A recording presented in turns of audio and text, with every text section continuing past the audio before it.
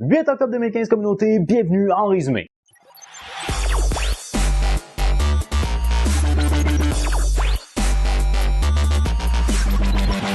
Bonjour à vous communauté, mon nom est Yves Lantier et bienvenue en résumé, l'endroit où je vous partage ma vision d'actualité, toujours avec une pointe d'humour et d'humanisme. Alors communauté, j'espère que vous avez passé une excellente semaine. Moi, ce que je dois dire, c'est que c'est mes semaines de vacances en ce moment, donc oui, j'ai quand même passé une très bonne semaine, surtout dans la mesure où ma première semaine de vacances a été une semaine de rhume. Alors là, ça a filé beaucoup mieux pour ma deuxième semaine. J'ai eu la chance de passer du temps avec parents et amis. Alors c'est toujours des choses qui sont appréciées dans la vie. Maintenant, au cours de mes vacances, je dois dire que je n'ai pas nécessairement suivi très activement l'actualité. Il n'y a pas grand-chose de négatifs qui ont retenu mon attention par rapport à l'actualité de la dernière semaine. Fait que dites-vous que c'est une semaine plutôt positive cette semaine, communauté. La première chose dont j'aimerais parler, communauté, c'est une vidéo qui est devenue virale, que je n'ai pas l'intention de vous montrer des extraits parce que c'est un petit peu contre mes valeurs et mes principes, parce que cette vidéo-là s'avère être relativement dégradante pour la personne. Mais il en reste pas moins que c'est une vidéo qui est devenue virale au Canada et aux États-Unis. On parle d'une vidéo qui a cumulé environ 4 millions de vues en l'espace de 2 jours. Alors c'est quand même une vidéo qui est assez importante à ce niveau-là. Alors ce qu'on peut voir dans cette vidéo-là,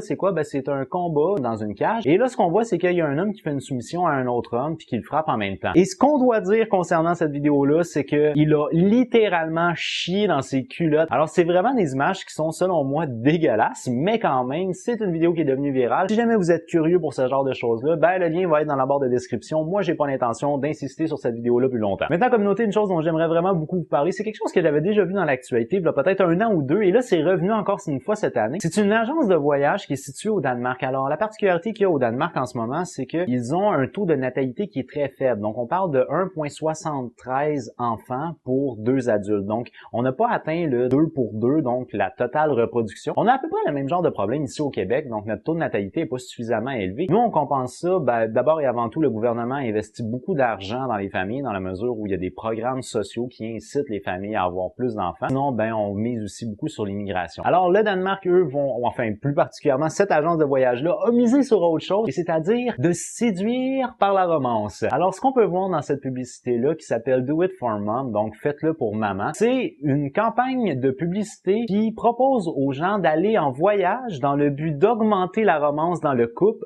pour faire des enfants. Alors, ce qu'on propose là-dedans, finalement, c'est aux jeunes couples de s'en aller en voyage parce que ça va augmenter leur libido, de faire des activités à l'étranger, de prendre du soleil, etc., etc. Et ils doivent le faire pour donner la chance à leur mère d'être un jour une grand-maman et de pouvoir aider ses petits-enfants à marcher, à lire ou à parler. Alors, franchement, c'est une belle campagne publicitaire qui est enrobée par rapport à l'humour, mais il en reste pas moins que c'est une belle façon, je trouve, d'approcher qui est le problème de plusieurs pays, c'est le fait qu'on se reproduit pas 1 pour 1. Alors c'est une belle approche de la part de l'agence de voyage et franchement j'aimerais voir des genres de publicités comme ça plus souvent parce que ça fait du bien au moral de pas se sentir bombardé avec de l'agression mais plutôt avec de l'humour et plutôt sympathique. Également communauté, cette fois-ci je m'adresse beaucoup aux gens qui sont ici au Québec ou au Canada plus particulièrement. Un fait particulier qu'il y avait cette semaine, c'est que le 7 octobre était la fête du président russe Vladimir Poutine. Et là moi ce que je voulais vous rappeler, c'est en lien avec l'actualité en ce moment qu'on a ici au Canada ou plus particulièrement au Québec,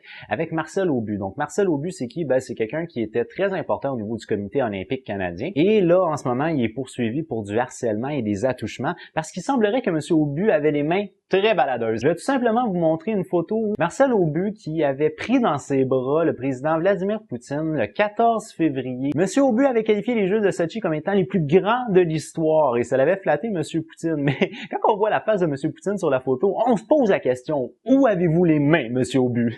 Maintenant, communauté, j'aimerais ça vous parler d'une histoire. C'est une jeune femme qui est en Angleterre, qui avait sorti dans un bar à Manchester, qui est une ville importante en Angleterre, et elle avait rencontré un homme qu'elle avait qualifié comme étant absolutely stunning man. Un homme qui était vraiment très très beau pour elle. Et elle disait avoir eu la chance de l'embrasser dans cette soirée-là. Alors, elle n'avait pas eu le bon numéro de téléphone quand elle lui avait demandé son numéro de téléphone, donc elle a décidé de rechercher l'homme par les réseaux sociaux. Elle a mis en ligne une photo de elle avec le jeune homme, identifiant comme quoi il serait originaire de telle ville et qu'elle voulait revoir cet homme-là qui avait marqué sa soirée de manière très positive. Alors, dans un élan de générosité, les internautes ont décidé d'appuyer la jeune femme dans sa recherche. Ils ont aimé, donc on parle de 17 000 likes Drive qui est d'environ 2000 partages dans l'espace d'environ une journée pour retrouver l'homme mystérieux de Manchester. Le seul hic, c'est que ce n'est pas l'homme qui s'est manifesté, mais bien plutôt sa copine. Alors, la blonde de cet homme-là, ou la petite amie de cet homme-là, s'est manifestée plus rapidement que son copain pour dire que elle le connaissait, ce gars-là, c'était son chum. Alors, comme vous le conviendrez, la jeune fille a été particulièrement déçue. Elle avait dit que, bon, moi, il m'avait dit qu'il était célibataire, alors je suis désolé, ce n'est pas de ma faute. Tout ce branle-bas de combat-là pour finalement démontrer à une femme que ton copain est peut-être pas tout à fait fidèle.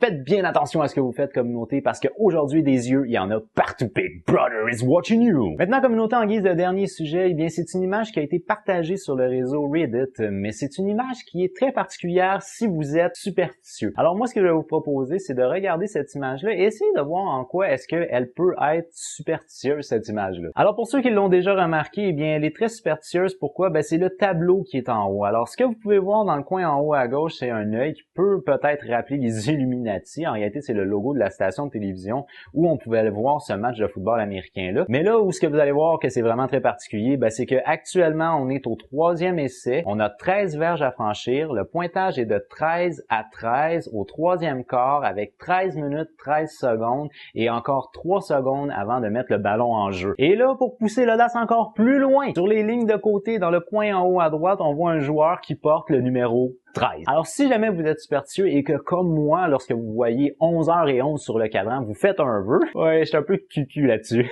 et ben à ce moment-là, vous pouvez faire un vœu. Sur cette communauté, pour moi, c'est déjà tout. Alors, je vous remercie immensément d'avoir regardé ma vidéo du début jusqu'à la fin. Si vous l'avez aimé, n'oubliez pas d'y donner un petit j'aime. Si vous l'avez vraiment aimé, vous pouvez bien entendu la partager. Ça me fait toujours plaisir d'accueillir de nouveaux abonnés. Sur cette communauté, moi, je vous dis à jeudi prochain. J'ai déjà hâte de vous voir. As always, with love. Bye bye. No.